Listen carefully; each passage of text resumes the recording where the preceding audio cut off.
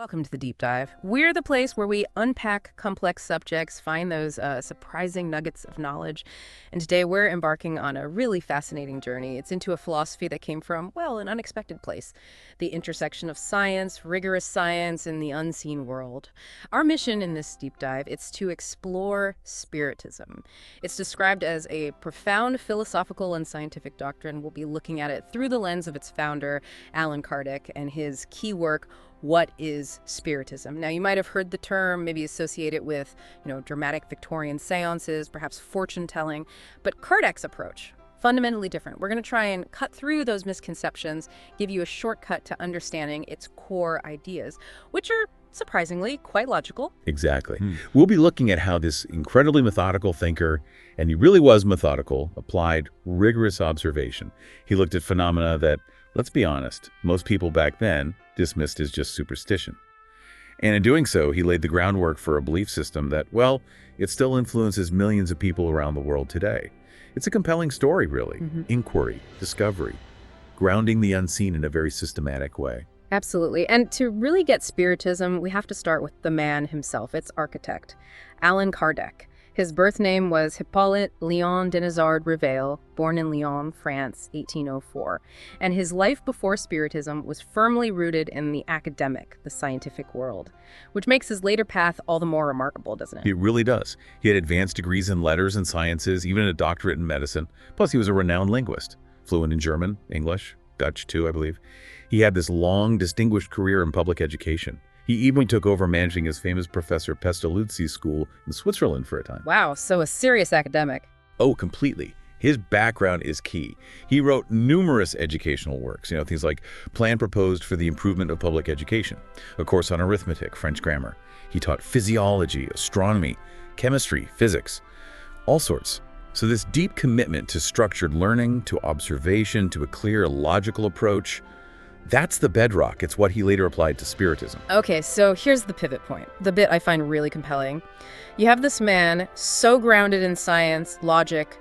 How on earth did he react when he first encountered things like, well, a talking table? I can't imagine it was just immediate belief. No, you're absolutely right. Not at all. His first encounter, pure skepticism. He described himself as being faced with an inexplicable fact that seemed contrary to the laws of nature and which my reason rejected. He really doubted the idea of a talking table. But the crucial thing is what he did next. Which was apply that same rigor he used in his academic work. Precisely. His path wasn't some sudden aha moment. It was disciplined. Almost scientific, you could say. It took him, and he says this, more than a year of study, marked by continual observation and special attention. He literally applied the experimental method to this new science. He didn't form preconceived theories. Instead, observe, compare, deduce. He only accepted explanations that could resolve all the difficulties of the issue, a true empirical investigation. And did he find anything early on that sort of shaped his thinking, like about the nature of these spirits? Yes, a really crucial insight came quite early. He realized that spirits weren't these infallible, all-knowing beings. He discerned that spirits, being nothing more than human souls, were not endowed with supreme knowledge nor supreme wisdom. Their knowledge was limited by their own evolution, their own progress. Their opinions were personal. So not divine messengers necessarily. Exactly. And that prevented him from just accepting everything they said as gospel. It immediately set Spiritism apart. It introduced this vital element of critical thinking, of discernment. And this whole methodical process, this must have been the foundation for his big books, right? It absolutely was. This careful, painstaking work led straight to the Spirits book, published April 1857. It was based on questions he methodically proposed, which were then answered through various mediums. And then came the others. The Medium's book, in 61, still a key text for experimental Spiritism. The Gospel According to Spiritism, in 64, looking at Christ's moral teachings. Heaven and Hell, in 65. Genesis, Miracles, and Prophecies, in 68. And he faced huge opposition, intrigue, slander, physical exhaustion even. But he kept going, felt he had this mission to fulfill. Okay, building on that foundation then, how did Kardec actually define Spiritism? It sounds like more than just communicating with spirits. Oh, much more. He defined it as simultaneously a science of observation and a philosophical doctrine. Science and philosophy. Right. As a practical science, it deals with the relations that can be established with spirits. As a philosophy, it covers all the moral consequences that result from such relations.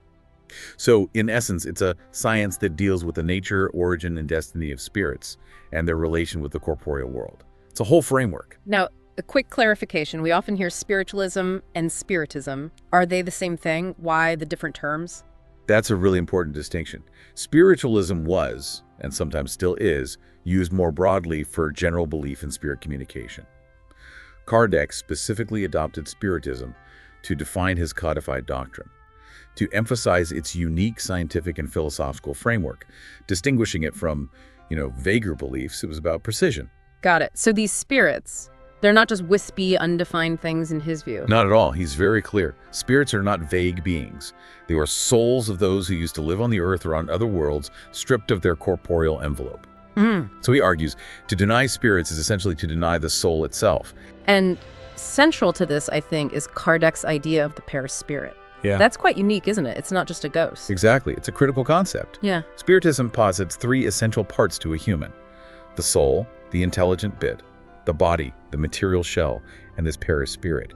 He describes it as a fluidic, light, indestructible envelope connecting soul and body. So death isn't annihilation. It's just the soul shedding the coarse envelope. The body, this analogy was like a butterfly leaving its chrysalis, but retaining the paraspirit. Okay, so the spirit is the soul plus this paraspirit, and where exactly? Just floating out there. That's the thing. No, the soul and paraspirit, apart from the body, Go on. comprise the being called the spirit. And here's a key takeaway. Spirits retain their perceptions. They see and hear things that our limited senses do not enable us to see or hear. They can even apparently read our thoughts like an open book. Wow. And crucially, they aren't distant. They are everywhere, in our midst and at our side, rubbing elbows with us and observing us constantly. That idea really shifts your perspective on reality, doesn't it? It certainly does. It sounds like Kardec constantly had to deal with skepticism, though. You mentioned that visitor in his writing, the one saying, "My reason refuses to accept the reality of the strange phenomena." How did Kardec handle that kind of direct disbelief? Well, he didn't demand instant belief. He stressed that belief wasn't the prerequisite. What was essential was good faith and perseverance in observation. He pointed out that spirit phenomena cannot be produced at will. Conviction, he said, develops over time through continual observation. It wasn't about forcing belief, more like inviting people into a methodical process of discovery themselves. And these phenomena, these manifestations, how did they actually occur? Were they always planned? No, not always. They could be spontaneous things happening unexpectedly. Unexplained noises, raps, objects moving, maybe apparitions, often happening to people with no prior spiritist knowledge. Or they can be induced, meaning obtained through individuals who had special faculties, people called mediums. Right, mediums. And the early communication methods were pretty basic, weren't they? Like table rapping. Yeah, exactly. Early on, it often involved simple raps, called tiptology. Spirits tilting a table or causing noises within it to signal answers. Yes, no, that sort of thing. But that evolved into more efficient methods, like automatic writing. First, using something like a planchette or a basket with a pencil attached. Like an early Ouija board type setup? Sort of, yeah, but focused on writing. And then later, directly by the medium just holding pencil, the hand moving seemingly on its own. And Kardec, being Kardec, even categorized these writing mediums. Of course he did. Right. He talked about mechanical mediums, where the spirit seems to act directly on the hand, and the medium might not even be aware of what's being written. And intuitive mediums, where the spirit acts more on the brain, the medium is aware of the thought as it comes through. That mechanical type was apparently quite convincing for skeptics, because the writing seems so independent of the medium's own conscious thought. That makes sense. The hand just moving. That's hard to dismiss easily. But how did they explain, say, a table moving? Spirits don't have arms. Good question. Kardec tackled that directly. He explained it wasn't physical force in our sense. Spirits would envelop the objects like a table in a kind of fluidic atmosphere. This fluid could neutralize gravity, making it float, or they could direct a jet of fluid to make rapping sounds. He compared these actions to known forces like steam or electricity, basically saying it's nothing supernatural or extraordinary, just unknown natural laws involving these subtle fluids. So he was always trying to find a natural, albeit unseen, explanation. It sounds like he was also pretty thorough in batting away other potential explanations for these things. Were there any arguments against Spiritism that were particularly persistent or tricky? That's a good point. The very nature of it being unseen meant skepticism was constant. He directly addressed several common objections, hallucination, for example. He'd counter by asking how whole groups of people, in different places could share the exact same delusion. Fair point. Then there was the idea of magnetic fluid being the cause, sort of like mesmerism. He argued that Pfister couldn't explain the intelligent responses. If every effect has a cause, he said, then every intelligent effect has an intelligent cause. Fluid alone doesn't think. Right, the intelligence is key. Exactly. He also dismissed simple thought reflection, arguing why would only one specific thought get reflected back when many people were present? And he countered ideas like brain overexcitement or somnambulism by noting mediums were often wide awake, fully conscious. And he'd ask, how has a somnambulist ever made an inert body produce a thought? The challenge wasn't just refuting these ideas logically, but the constant battle against claims of fraud or delusion, especially since the phenomena weren't reliably on demand. Okay, that idea of spirits being everywhere, it raises a big question. Are they all the same? Like, are they all wise and benevolent? No, definitely not. That's a crucial point in Spiritism. There's immense diversity among spirits, just like among living humans. They exist of all levels of intelligence and morality. Leaving the body doesn't automatically make you perfect or wise. Progress is gradual. Okay, so that diversity, that must mean communication isn't always reliable. Absolutely. That's a huge implication. Kardec warned about deceitful spirits who might use the most respectable names, maybe pretending to be a famous historical figure or a saint to mislead people. So he insisted it's crucial to submit communications to the severe test of reason, common sense, and logic. Don't just blindly accept everything. Precisely.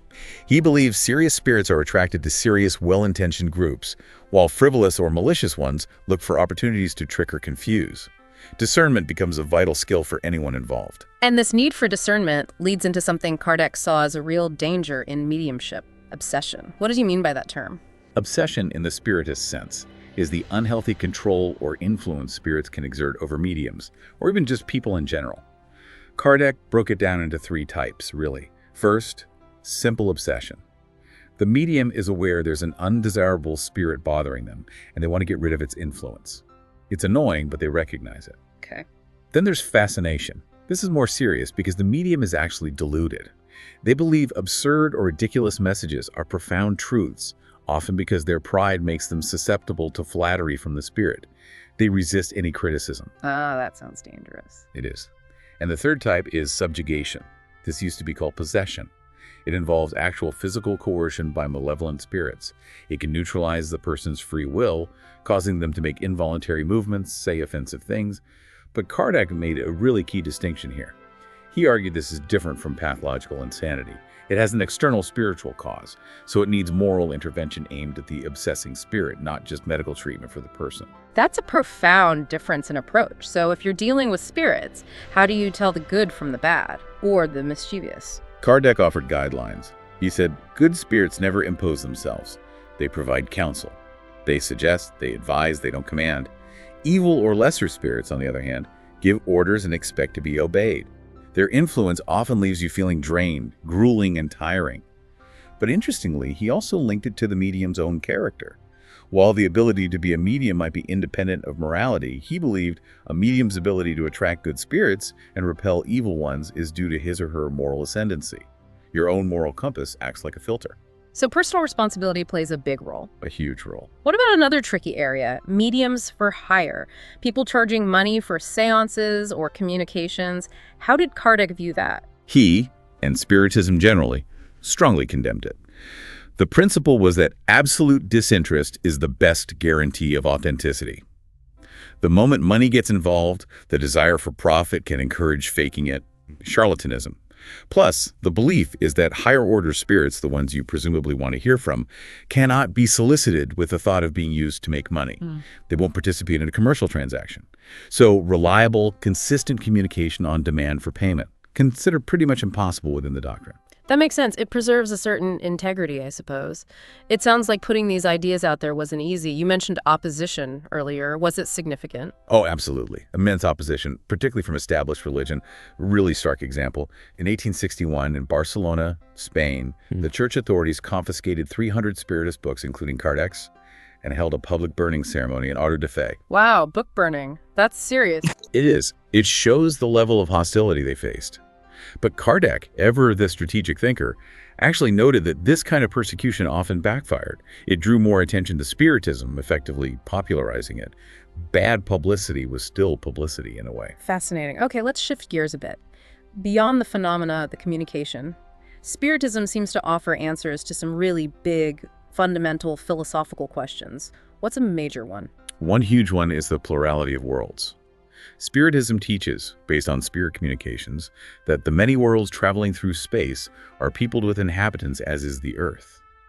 These worlds have beings at different stages of moral and intellectual evolution. And in this grand cosmic progression, Earth is considered one of the most material and least evolved worlds. So we're not the center of the universe, spiritually speaking. Pretty much, yeah. It definitely broadens the perspective beyond just humanity on Earth. And related to that, what about the soul itself? Does Spiritism offer a different take on its origin or nature? It does, and it's quite central to its philosophy. It posits the soul's pre-existence, the idea that the soul exists before the body is formed. Kardec saw this as the only key to a multitude of problems unsolvable until now. And crucially, it teaches that all souls are created simple and ignorant, with an equal aptitude for all things. This directly counters the idea that God might create some souls inherently better or worse than others. Equality at the starting line, essentially. Okay, pre-existence, equal aptitude. That leads directly into reincarnation, doesn't it? Or what Kardec called the plurality of existences. How does the spiritist view of reincarnation compare to, say, older ideas like metempsychosis, the soul moving into animals? Right, that's a key distinction Kardec made. Spiritism rejects metempsychosis. The soul does not regress, it doesn't go backwards into animal forms. Instead, it progresses continuously through successive human incarnations. Each life is an opportunity to learn, to evolve intellectually and morally. This, for Kardec, explained the vast differences we see in human talents and inclinations. Why do you have child prodigies born into ordinary families, or people with great advantages who struggle? It's the result of the soul's progress, or lack thereof, in previous lives. It's a framework for spiritual evolution. That explanation for innate talents makes a certain kind of sense. But the big question everyone asks about reincarnation, and I have to ask it too, why don't we remember our past lives? Wouldn't remembering our mistakes help us learn faster this time around? It's a very logical question. And Spiritism has a specific answer. This forgetfulness of the past is described as a gift from Providence, a mercy. Think about it. If you remembered all the intensely painful, harsh trials and terrible expiations from previous existences, maybe times you hurt others or were deeply wronged, it could be completely overwhelming, crushing even. I can see that. The doctrine says the soul does recover the memory of its past when it's back in the spirit world between lives, so there's continuity there. But this temporary amnesia during incarnation allows for a fresh start. It lets you form relationships, maybe even with souls you had difficult pasts with, without the baggage of old hatreds or shames interfering constantly. It's seen as facilitating reconciliation and progress. So forgetting is actually helpful for learning in this life. Okay. And how does this concept of reincarnation then address the really tough questions about suffering and inequality? Why do bad things happen to good people? Why are some born into terrible circumstances or with disabilities? This is where reincarnation becomes, for Spiritism, the key to understanding divine justice. These difficult experiences aren't seen as random or meaningless punishment. They're viewed as expiations, ways of balancing the scales for past wrongs, or as trials, challenges the soul chooses or accepts to accelerate its progress and develop specific virtues like patience or resilience. So suffering isn't arbitrary, it's purposeful within the soul's long journey toward perfection. It provides a logical framework where traditional theology sometimes struggles. Right, it attempts to provide a reason beyond just mystery. Okay, last big area here, human beings after death. What happens right after we die, according to Spiritism? Is it instant heaven or hell? Not exactly. The separation of the soul from the body is described as gradual, not instantaneous for everyone. The immediate state is often one of confusion, a bit like waking from a dream, followed by the soul regaining its self-awareness. And the concept of suffering after death is important here. It's not about literal fire or physical torture. It's moral and psychological suffering, proportional to the wrongs committed during life. The saying is, everywhere the wicked spirit goes, it carries its own hell with it. This can include things like still feeling intense material desires for food, drink, possessions, but having no physical body to satisfy them. That's a form of torment. So it's internal suffering based on your state of conscience. But is it eternal? Does Spiritism have eternal damnation? No. And this is critical. Spiritism explicitly rejects eternal punishment in the absolute sense.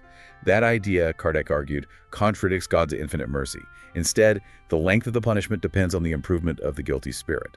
Repentance, making amends, and genuine moral effort can shorten the period of suffering. There's always potential for progress. Always hope for redemption. And what about the positive side? What are the pleasures of blissful souls? Just floating on clouds? Definitely not static contemplation. The joys of more evolved spirits involve knowledge of all things, a sense of unity with the divine and each other, and fulfilling missions that spirits receive from the Supreme Being. It emphasizes continuous, purposeful activity and learning, not passive bliss. It also addresses the souls of children who die young. They retain the faculties they had before that brief incarnation, and their future is tied to their previous lives and ongoing progression. So it sounds like Kardec really saw Spiritism as having a strong moral dimension, almost as a counterforce to the growing materialism of his time. Exactly. He explicitly called it the negation of materialism. In a time when many believed everything ends for human beings at death, Spiritism aimed to provide irrefutable proof of the existence of the soul, its survival after the body, and its individuality after death. It wasn't just asking you to believe, it claimed to offer evidence through phenomena. And how did he position it relative to existing religions? Was it meant to replace them? Not necessarily replace, but perhaps supplement or clarify. He argued Spiritism strengthens religious ideas by making the future life feel more concrete, a consummate and positive fact, not just a vague hope or theory. It strongly aligns with universal moral principles, especially charity and the Golden Rule. Do unto others as you would have them do unto you, which Kardec saw as central to Christ's teaching. He often stated that Spiritism does not concern itself with dogmatic issues at all, meaning specific religious rituals or doctrines. Its focus was on the moral consequences arising from understanding spirit life, which he felt confirmed universal religious truths. So it focused on the ethical core rather than specific dogma. Did he directly challenge any traditional theological points? Oh yes, he wasn't shy about that. We already mentioned eternal punishment. He argued it denies God's infinite mercy. He also reinterpreted demons, not as inherently evil beings created by God, but as less evolved, still imperfect beings, essentially, human souls on a lower rung of the ladder who will eventually progress. So even demons can evolve. That's the idea. Redemption is always possible. And regarding the Old Testament prohibition, like from Moses, against evoking the dead, Kardec interpreted that historically. He argued it was a necessary measure against the abuses common in that time, things like fortune-telling for profit, charlatanism, superstition, not a blanket ban on respectful communication or investigation for moral purposes. Context mattered. That's quite an interpretation. What seems really striking is how Spiritism, as you said, isn't presented as a new religion itself. Right. But it aims to, as Kardec put it, essentially take religious ideas and develop them in people who have none, and it strengthens them in those who are uncertain. It sounds like a tool for building faith in a way. Precisely. And Kardec reported seeing tangible results. He wrote about Spiritism's remarkable progress in places like Lyon, especially among the working class. He described observing moral metamorphoses, nasty habits reformed, passions subdued, hatreds pacified, homes turned peaceful. He claimed the most authentic Christian virtues had developed through understanding Spiritist principles. So for him, it wasn't just theory, it was having a real positive impact on people's lives and behavior. That practical application was key. We have certainly covered a lot of ground today, really gone deep into Spiritism, from Allan Kardec, this methodical scientific mind, to the comprehensive philosophical system he built. It really is a framework designed to tackle life's biggest questions, isn't it? And guide people towards moral improvement. It really is. Yes. And what's so remarkable is how it positions itself, not as a competing religion, but as, well, a science and a philosophy aimed at expanding our understanding of nature's laws. It tries to explain phenomena that were once just dismissed as supernatural, and by doing that, offer evidence, or what it considers evidence, for the spirit world and its ongoing interaction with us. Yeah, it takes these concepts that are often quite abstract, the soul, free will, the afterlife, and tries to ground them in observation and phenomena and logical deduction. It definitely offers a potent counter-argument to pure materialism, giving a sense of purpose, maybe. And that motto really sums up the ethical side. Without charity, there is no salvation. Absolutely. Which leads to a final thought, perhaps, for you listening. If a doctrine, any doctrine, claims it can clarify these long-standing mysteries, if it demonstrably fosters moral improvement in some people, if it offers real comfort when facing suffering or death, what value does that kind of framework provide? How might it help in navigating the complexities of your own life, or just understanding the world around you? It's something to consider. It's definitely food for thought. We hope this deep dive has given you plenty to mull over and maybe even sparked an interest to explore these ideas further on your own.